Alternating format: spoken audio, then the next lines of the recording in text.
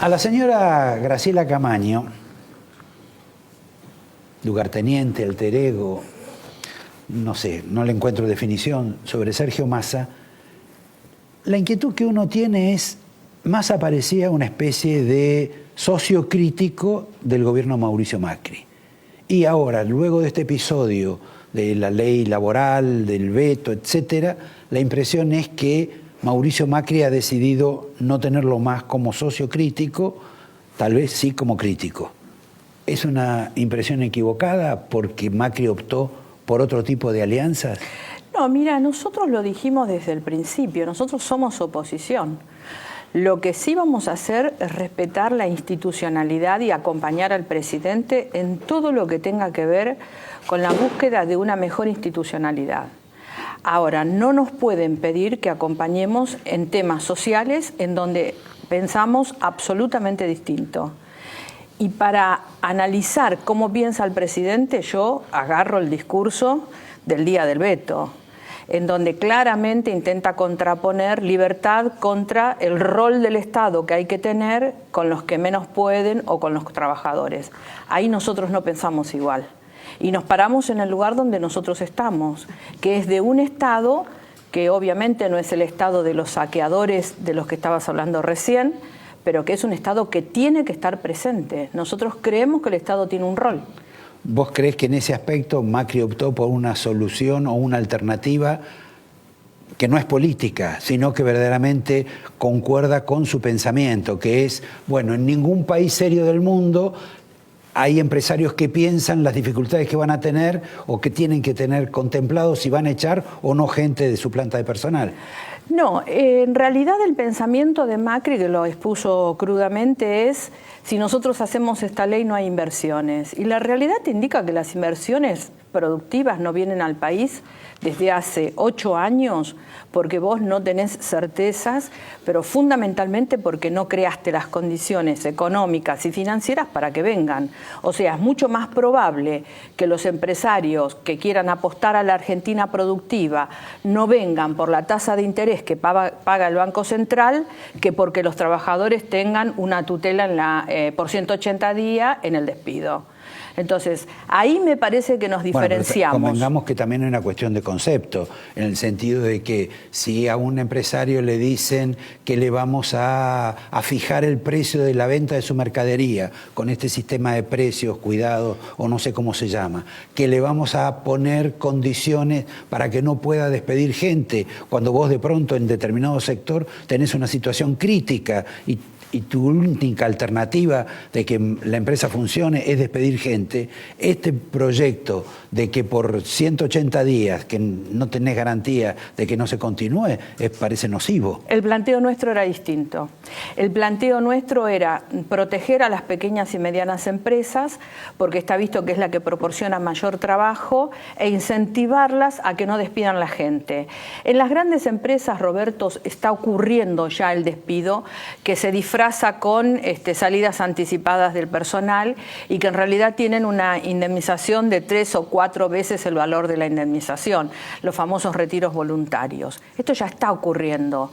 Ahora, hay un sector que son las pequeñas y medianas empresas a las que vos le pusiste una serie de ajustes en materia tarifaria, en materia de inflación, en materia de cambiar el tipo de cambio, y no les diste nada. Entonces el tipo corta por lo más delgado, que es el trabajador. Lo que nosotros dijimos es, bueno, démosle una tutela muy particular, tratemos un capítulo PYME que le dé a las pymes una serie de ventajas para que las pymes tengan un incentivo para seguir teniendo el personal. Este era nuestro proyecto. Lo que sucede es que, bueno, el presidente de la Nación decidió no discutir el tema, tomar lo que vino del Senado, que para nosotros era totalmente inapropiado y además estaba mal redactado, convengamos, y sobre la base de ese proyecto plantear una estrategia política. Ahora, yo creo que no le fue bien, porque fíjate que hoy tenés al jefe de gabinete reconociendo que la situación es horrible. Entonces, si estás reconociendo a 2 días de haber vetado una ley y no tuviste la capacidad de discutir, porque podríamos haber discutido y probablemente nos hubiéramos puesto de acuerdo, porque cualquiera entiende que es necesario darle una tutela a las pymes. Vos fijate cómo los patagónicos, los gobernadores patagónicos, le hacen ver al gobierno que bajo ningún punto de vista tienen que tener una tarifa plana, que hay una zona, hay una región de nuestro país que requiere un tratamiento distinto. O sea, lo que nosotros decimos, para ir al principio de tu pregunta, es: en este tema no somos iguales, en este tema nosotros vamos a ser francos opositores. Nosotros creemos que el Estado tiene que tener un rol. A ver, si el Estado puede intervenir... Ahora, perdón, antes de continuar, una respuesta que yo escuché de la administración de Macri era que esta iniciativa de ustedes era demasiado cara para Es probable, el Estado. pero lo hubiéramos discutido. Es probable. Porque realmente cuando tuvimos la lapicera para hacer lo que nosotros pensábamos que tenían que hacerse con las pymes, pusimos hasta el tema de las tarifas. O sea, que el incremento de las tarifas que se programó de manera, digamos, poco profesional en la materia, si me permitís el término, pudiera tener una rebaja la pequeña y mediana empresa, como una manera de incentivarla a los efectos de que contenga el personal. Pero se hubiera discutido, o sea, yo creo que el presidente nunca quiso discutir el tema y por eso amenazó al Congreso con el veto, que es otra de las cosas que desde nuestro espacio le reclamamos. Nosotros creemos que el presidente tiene la potestad constitucional de vetar y de promulgar. Ahora, lo que no tiene el presidente, si se considera un presidente democrático, es la facultad política de amenazar al Congreso mientras el Congreso trata una ley con que la va a vetar. Ahora, Graciela, la impresión es que si él optó por ese camino, es porque él tiene otra negociación con otro sector político en el cual confía. En este caso, los gobernadores, fundamentalmente los peronistas, que deben ser más baratos que Massa para... No, pero no se trata de términos de... A mí me da la impresión de que el presidente... Es que estoy hablando de un empresario, debe pensar sí, pecuniariamente. pero en el análisis político me parece que él debió pensar que este problema existía y que él tenía que ser colaborativo y tenía que aportar para resolver el problema, no encapricharse en una postura que queda develada en una cena de Mirta Legrand por parte de su asesor estrella, porque lo que dijo claramente este hombre es que la estrategia era que el presidente muestre poder. La verdad es que nosotros creemos que el poder del presidente no se demuestra de esa manera, que hay miles de maneras para demostrar poder que no sea cortar el diálogo o las posibilidades de búsqueda de consenso que tiene que tener cualquier ejecutivo con su Congreso ante una situación de 4 años de falta de creación de empleo privado y una situación de despidos. Nosotros llegamos al colmo de ridículo con funcionarios, con ministros que nos venían a traer la cantidad de quil del año pasado y la cantidad de quil de este año como si fuera indicativo de que el empleo aumentó.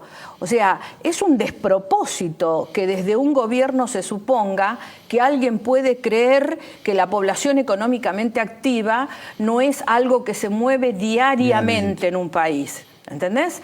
Entonces, la verdad es que yo creo que hubo un encaprichamiento, hubo una idea de preferenciar, doy un mensaje, pero te aclaro algo, yo creo que no se lo dio al sector productivo, que no se lo dio al sector inversor, porque este mismo presidente que reniega y que antepone la libertad a la idea de que podamos meternos en el ámbito laboral con alguna ley que tutele a los trabajadores, interviene en el mercado del crudo para que haya un aumento de nafta. O sea, para algunas cosas no tenés ningún prurito y las libertades no sirven, y para otras sí. Bueno, entonces, ahí nos diferenciamos.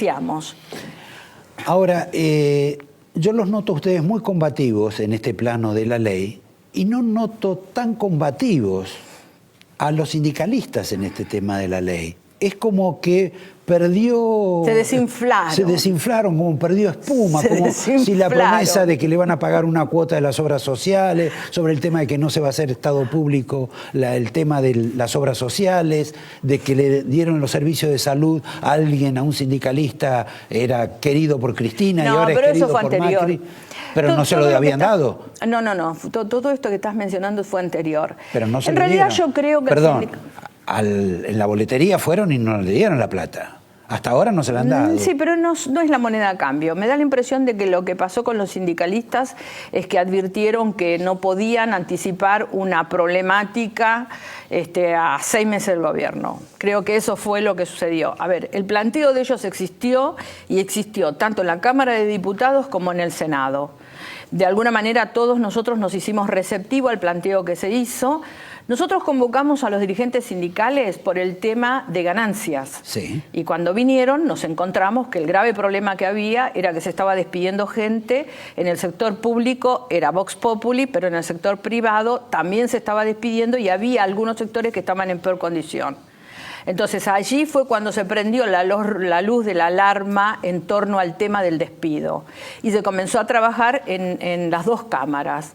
Senadores fue mucho más rápido que nosotros y nos mandó un proyecto que la verdad no tenía mucho que ver con el que la Comisión de Trabajo de Diputados había sacado. En la Comisión de Trabajo de Diputados se sacó un buen dictamen, pero no pudo tener el tratamiento parlamentario. Nos tuvimos que quedar con esa media sanción del Senado. Ahora, esto surgió de las reuniones que diputados y senadores tuvimos con los sindicalistas.